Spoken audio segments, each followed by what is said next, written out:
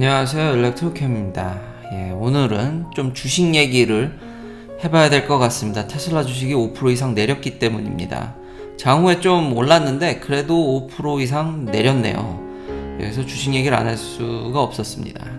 그래서 좀 경제적인 얘기와 많은 경제 전문가들이 있죠, 유튜브에서. 그래서 저만의 색깔을 어떻게 낼까, 여기 사는 입장으로 어떤 것이 좀 더 키포인트인지, 물론 복합적인 거지만, 그리고 제가 누누이 얘기하는, 저는 정치적으로 미국은 시스템으로 움직이기 때문에 굳이 하도 예전에 댓글에 누가 되면 이득인지를 계속 극한으로 밀어붙여서 그랬던 거지, 별로 그렇게 큰 성향이 없습니다. 시스템으로 움직인다는 걸 다시 한번 확인하는 주제로, 특히 인구 문제, 그게 현재 레이버 쇼리지랑도 연결이 돼 있기 때문에 한번 이야기를 해볼까 합니다.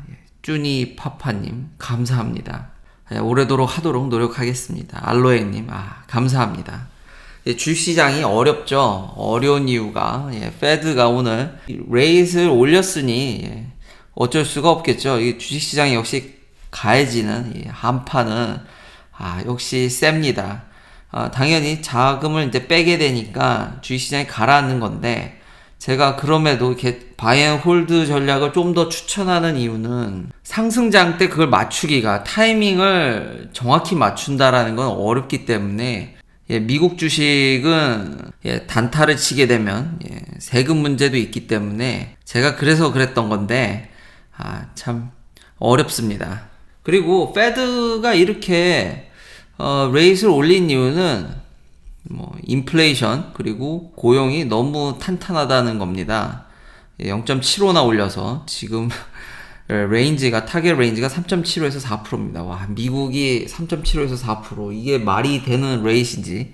2008년 이후 최대치죠. 진짜 이거 웬만한 배당보다 난 것 같은데요. 원금을 손실당하지 않고 그냥 넣으면, 기준금리가 이 정도면은 좀 더 높게 받으면은 주식의 배당주들의 투자할 만한 의욕을 좀 꺾는 모습이긴 합니다. 거기다가 아까 말했듯이 잡마켓이 너무 좋은데, 역시 여기 사는 사람 입장으로 이게 분위기가 다른 게, 자 보시면요, 이 세부 섹터를 보면은 소프트웨어 디벨롭먼트는 마이너스 29%입니다. 그러니까 잡 오프닝은 여전히 핫하죠. 심지어 이게 약간 상승했습니다. 잡갭을 보면. unemployed but seeking work는 여기 파란 선 여기 가야 되는데, 여전히 잡 오픈이 너무 많습니다. 근데 실리콘밸리 분위기는 당연히 소프트웨어 디벨롭먼트 확 깎였죠. 휴먼 리소스 확 깎여. 마케팅, 매스메틱, 사이언티픽 리서치 앤 디벨롭, R&D, 와우. 아시다시피 많은 분들이 소유하고 있는 빅테크 그룹들은 다 저기 골로 가고 있기 때문에, 저세상을 가고 있기 때문에, 특히 메타, 사명을 바꾼 페이스북, 이게 말이 되는지 참 주식이 이래서 무섭습니다. 주당 $300가 넘어서 보면 52주 최대 하이는 $353인데 지금 거의 최저에 가 있죠. $90. 이 시총 지금 마켓캡이 240빌리언 to 40빌리언 달러로, 와, 이렇게 쪼그라들 수가 있나요? 놀랍습니다. 마이너스에 73%를 기록하고 있는데, 기사에는 피크 대비 마이너스 77%가 날라갔습니다. 아니, 이게 무슨 동네 주식도 아니고 이런 주식이 날라가니 여기 분위기가 아주 좋다고 얘기하기는 어렵겠죠. 아마존은 마이너스 44.5%, 테슬라가 41.8%, 여기에서 꼴찌가 아니라는 게 천만다행이라고 생각을 합니다. 알파벳이 그 다음을 이겼고, 역시 킹풀이군요. 애플은 마이너스 18%. 대단합니다. 그래서 여기 분위기가 지금 이 세부 섹터를 보듯이 메타가 지금 바보가 되어가고 있기 때문에, 펀 팩트로 제가 알기로는 페이스북이 복지가 굉장히 좋았던 걸로 알고 있습니다. 밥도 여기 회사들, 근데 실리콘밸리에 적지 않은 회사들이, 저희 회사도 그렇고 밥을 잘 줍니다, 공짜로. 메타도 그랬던 걸로 알고 있는데 그런 게 없어지겠죠. 우버 서비스라든지 빅테크 그룹들 중에서는 잘 주는 데는 마사지사도 있었다고 들었습니다. 근데 그런 혜택들이 다 사라지겠죠. 근데 스타트업들이나 몇 개 실리콘밸리의 그런 문화들이 좀 있었는데, 요즘 그런 게 속속들이 사라지는 게 확 느껴집니다. 근데 많은 분들이 여기 주식을 보유하고 있기 때문에 분위기가 이게 사뭇 다르다라는 거죠. 이런 게 확확 와닿았습니다. 그러니 이게 페드가 이걸 멈추지를 않을 것 같긴 합니다. 그리고 헤리티지 보고서를 그래서 이 인력난에 대해서 인플레이션은 뭐 종합적인 효과니까 좀 더 지금 레이버 쇼리지에 대해서 제가 이게 너무 상이하게 느끼기 때문에 보고서를 몇 개 좀 봤는데 헤리티지나 이런 데 보면은 이런 것도 재밌게 읽었습니다. 가장 솔직히 와닿았던 거는 여러 가지 지표가 있는데 애가 있고 없고 차이에 따라서 임플로이먼트 갭이 굉장히 크다라는 거죠. 애가 있으면 어떻게 해서든지 일을 하려고 한다라는 거죠. 애가 없으시면 under age 18, 18세 미만 애가 없으신 분들은 부담이 적다 보니, 그리고 지금 이 보고서에서 하는 얘기는 젊은 층이 지금 유입이 안 된다라는 거죠. 뭐 결혼도 잘 안 하고 부담이 이렇게 애가 없게 되면은, 그리고 지금 복지가 지금 여기 보면 헤리티지 보고서에서는 이제 그 스튜던트 론도 막 탕감해 주는데 그런 것도 막 중지시켜야 된다. 너무 지금 웰페어를 너무 이걸 좋게 해줘서 젊은 층이 그냥 적당히만 일해도 자기 몸 하나 건사하는 건 쉽기 때문에 자꾸 노동시장 유입은 안 되고, 그리고 리타이어는 많아지고, 선진국들 대부분 버스 레이트이 낮죠. 근데 뭐 한국에 비할 바는 아니지만 미국도 그렇게 높진 않습니다. 그러니 그 여러 가지 이유로 인해서 그 노동시장의 갭을 채우기가 어렵기 때문에 참 이런 일이 계속 일어난다고 생각이 됩니다.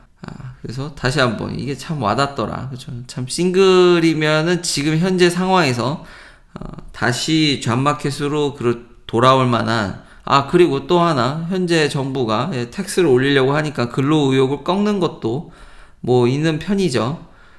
이런 것도 재밌게 읽었습니다. 근데 뭐 그렇게까지 아까 처음에 얘기했듯이 저는 뭐 다 동의하진 않지만 정치적으로 항상 시스템이라고 생각하기 때문에, 그리고 제가 찾은 마지막은 이게 그렇게 그러니까 쉽게 꺼지지 않을 것 같다라는 게 좀 두렵습니다. 그러니까 계속 파월이 뭐라 그랬냐면 이거 올린다 그랬거든요. 천천히 계속 생각했던 것보다, 그러니까 내가 계속 올린다고 했는데 자꾸 시장은 기대를 하고 있는데 그렇지 않다라는 거죠. 계속 올릴 거다라는 거죠. 강력히. 거기에는 다시 한번 요약하면 이제 고용지표가 있고, 지금 레이버 마켓이 세부적으로는 저렇고 제가 느낀 것도 다르지만 현재 어쨌든 레이버 쇼리지가 나는데, 이게 모든 걸 얘기해 준다고 생각을 합니다. 미국이 지금까지 초강대국으로 군림할 수 있었던 거는 다른 선진국하고 되게 다른 점이 있는데요. 인구가, 이거 보십시오. 이 주식시장 S&P 500만 느는 게 아니라 주식시장 못지않게 인구도 꾸준히 단 한 번을 쉬지 않고 정말 꾸준히 늘었습니다. 이게 생산성 증대 효과로 GDP를 올리는 게 쉽지 않죠. 기술 개발이라든지 그런 게 가미가 돼야 되는데, 새로운 걸 이렇게 창조하고 자동화라든지 로봇을 하는 게, 물론 테슬라라는 어마무시한 기업도 있지만 사회 전반적으로 그걸 올리는 거는 이렇게 쉽지 않습니다. 근데 미국이 계속 기술을 이끌어 왔죠. 그래서 계속 GDP를 올리긴 했지만 미국은 유일하게 선진국 중에서 자본 플러스 인구를 투여할 수 있는, 사람만큼 효율적인 건 없습니다. 사람도 그 높은 인건비에 사람도 투여할 수 있다라는 거죠. 그래서 경제 강대국으로 이렇게 군림할 수 있었던 겁니다. 근데 역사상 지금 이런 유례 없이 이게 population growth rate인데 작년에 거의 0.1%입니다. 인구가 안 늘었습니다. 아까 얘기했듯이 여기도 애를 안 낳거든요. 애를 안 낳고 이민자를 트럼프 때 끊어버렸으니, 근데 트럼프 대통령이 끊었다기보단 저는 미국 유권자들이 그걸 원했다고 생각을 합니다. 거기서 이제 확 끊어지니까 노동력이 투여가 안 되니 지금 이게 이렇게 갭이 이민자가 안 들어오니 결국 이민자를 받아야 되는데, 이걸 돌리기가 바이든 정부가 됐는데도, 그래서 트럼프 대통령 때 정말 극심하게 해놨던 거를 다 돌리긴 했는데 생각보다 바이든 정부가 그렇게 이민자를 열심히 이렇게 돌리는 거에 저는 그걸 잘 못 느끼겠습니다. 그럴 이유도 저도 이해가 되는 게, 다른 선진국들 보면 이민자들 받는데 엄청난 진통이 나오죠. 이게 이민자를 받는 게 아까 얘기했듯이 GDP 상승에 도움이 되기 때문에 국가한테는 좋은데 거기 사는 사람들한테는 부작용이나, 왜냐면 그런 분들이 와서 저 같은 사람들 일자리를 이렇게 다 이렇게 야금야금 뺏어가지 않습니까? 결국 투표하는 사람들은 기존에 있는 사람들인데 특히 이제 저소득층이 타격이 크죠. 왜냐하면 이민자들 그쪽 계열 오면은 직접적 타격이 더 크니까.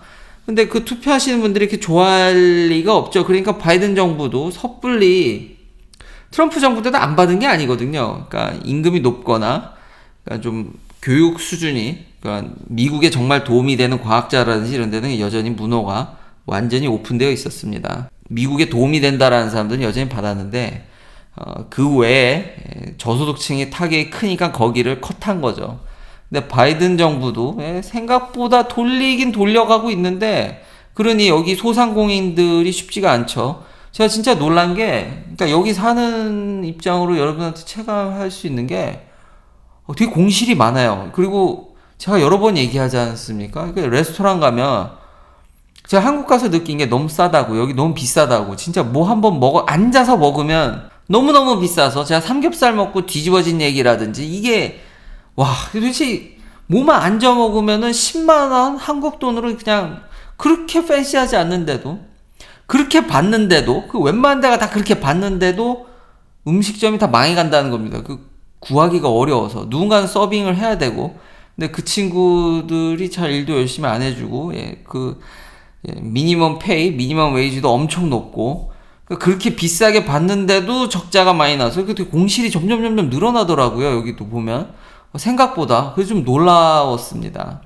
그런 상황이 계속 되니, 그거를 지금 이걸 인트레스를 올려서 잡는 게 맞는 건지, 제일 효율적인 거는 이민자를 확 늘려서 거기에 노동을 공급해서 이걸 잡아야 될 것 같긴 한데, 그러면 지금 많은 분들이 참 일자리 구하기가 요즘 쉬운 시대죠. 이런 전문직보다는 레저라든지 섹터 중에서 제일 지금 난리가 난 게 레저나 호스피털리티 그런 쪽인데, 좀 더 서비스 쪽인데, 거기 분들은 정말 쉽게 잡을 구하는데, 근데 물론 그쪽 직군이 좀 쉬운 또 직군도 아니긴 하지만, 좀 노동이 많이 가해지긴 하지만, 편하게 필요할 때마다 일을 하고 여유롭게 하는데, 그런데 거기 이민자들이 유입돼서 잡을 또 뺏어가게 되면 그분들이, 그러니까 공급을, 여기 집값도 느끼는 거지만 공급을 끊는 게 그 값을 올리는 최고라는데, 제가 다시 한번 뼈저리게 느꼈습니다.